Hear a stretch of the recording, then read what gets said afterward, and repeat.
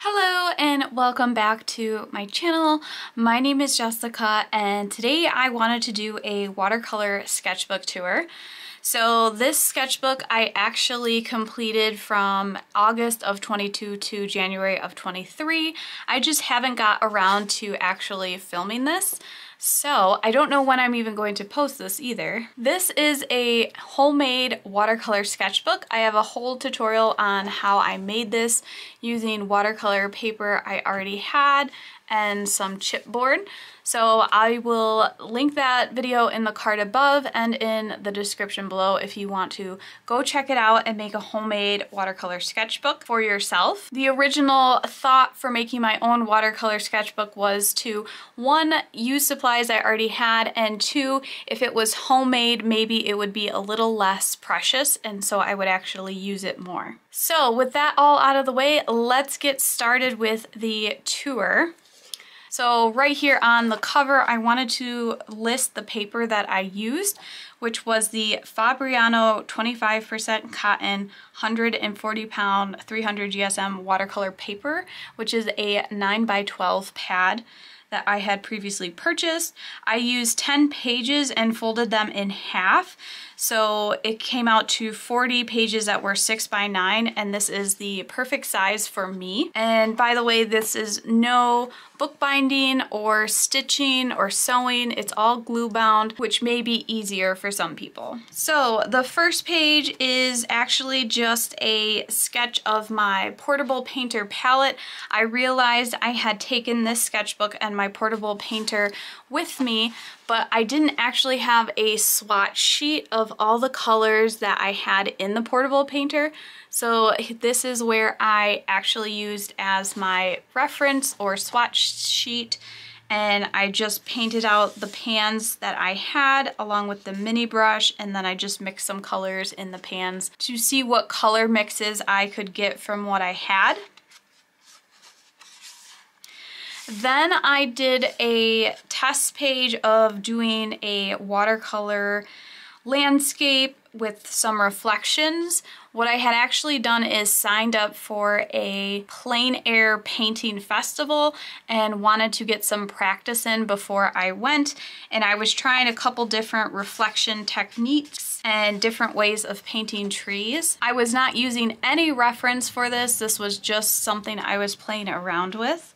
I do like how the sky turned out, like right here. And then this tree was probably my favorite, but I used different techniques for the trees, and I scratched in some grass just to see what tools and techniques I might use when I did the festival. While I was preparing for that festival, I did a haul video of things I bought for it, and one of them was the Christy Rice watercolor brush set. And so here I am just playing with the brushes and the kind of strokes that they can make, and I labeled them. Then over here on the other side, I used, I believe it was the dagger brushes to create these roses. And I was just playing around with it, and I actually really like how they turned out. I wasn't familiar with using dagger brushes, so this was definitely something new and different for me, and I really liked it. This spread was more practice for the festival and some colors that I would be using. I was practicing my value scales and mixing some colors to get some neutrals and to see which colors I wanted for certain parts of the landscapes. And I just made some notes. I did more color mixing, and then I found a tutorial on making trees, so I was practicing making more trees. After wanting to do more practice before the festival, I found a couple of YouTube tutorials that I was just taking certain parts of to practice, and then I was making these little test paintings and then making notes on what I liked or didn't like.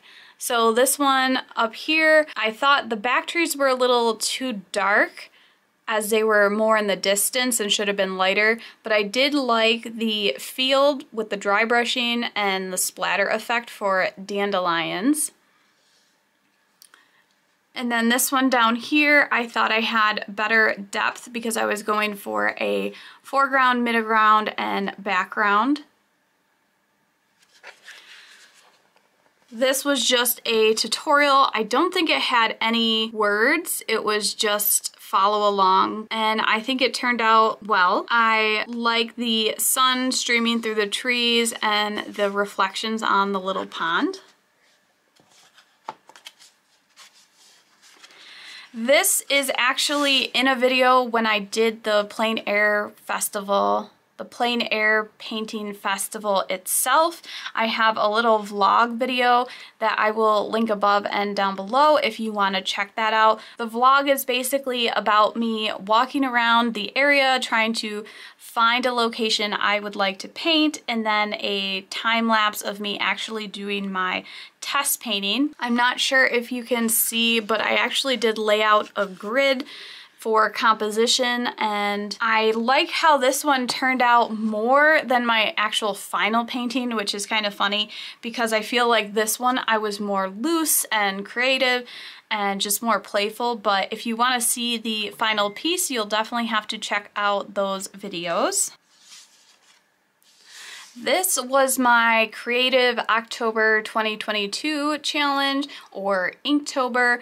What I had purchased was an Art Snacks box that had acrylic inks in it, and well, it only turned out to be one ink, so I got some more to play with because it was a new supply that I've never tried before. So here I listed out the colors that I had and their pigments, and then I just did some different color mixing charts. I have a whole video about this. I will again link above or in the description below if you want to check out acrylic inks.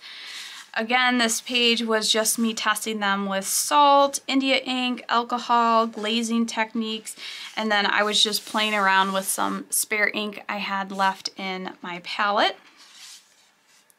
The actual project I wanted to do with those acrylic inks was these poison dart frogs, because poison dart frogs come in so many different colors and patterns. I actually did not enjoy using these. I did not enjoy doing this. I think they turned out all right, but I did not like using the acrylic inks in the end.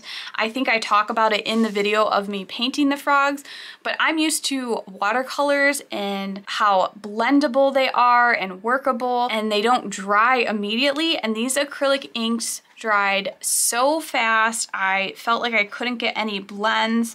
So I don't feel like they are the best, but it would be cool to turn these into some stickers. And in the end, I learned that I don't like acrylic inks. This was also a part of that acrylic ink video, but I was just trying to make it more educational with what a hue is, tint, shade, tone, and just giving examples. So maybe someone who didn't understand that or know that would be able to gain a little bit of education from that video. These are just some watercolor doodle roses. I believe I used Gonzai Tombi paint for this. This I actually turned into a reel. I'll see if I can put it in the video for you. But it was in October and I wanted to do some watercolor pumpkins, so I started over here. I just basically wanted to paint some loose watercolor pumpkins, and then after doing a couple, I figured I would just fill the whole spread as practice. If you were to ask me which one is my favorite, believe it or not, I think it's the one dead center. I think that one turned out the best. I think near the end I became a little too loose and the white lines were too wide in between the gaps, and it didn't look as good as my row here, I think, in the center. Then following that same kind of pattern, I did it with these spooky watercolor candles. I tried to make a glowing effect around them. I also made a reel out of this, and again, I will play it if I can get it into the video. but this was just something fun to do, and I made like a little tutorial out of it. This page is my review of the Graphitint Paint Pan Pocket Set, which is up here in the corner. So I just swatched the colors out on the side and then did a giant mixing chart. While I love the moody colors of this spread, I did not like how when they are dry, they are very dusty. You get the graphite smudging from it, so I had to put this piece of wax paper in here. I guess I could have sprayed it to seal it and that would have been a lot better, but it's definitely pretty messy. Then I got a book about watercolor geometry or something like that, and I became really interested in using a compass and making these repetitive designs. This was, I think, around Christmas time. So these are supposed to be poinsettias, and I have some gold accents on them. This was supposed to be a snowball or snow globe with a like cabin and a winter scene, and these were supposed to be snowflakes. I never came back to doing it, but it's funny because I remember exactly what I was going to do.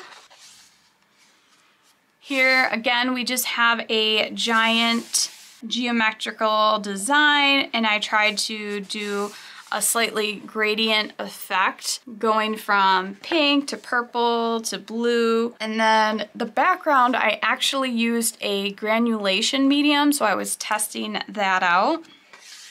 Again, I did another design that's kind of Christmassy, except I did blue and purple color palette with silver accents for the poinsettias.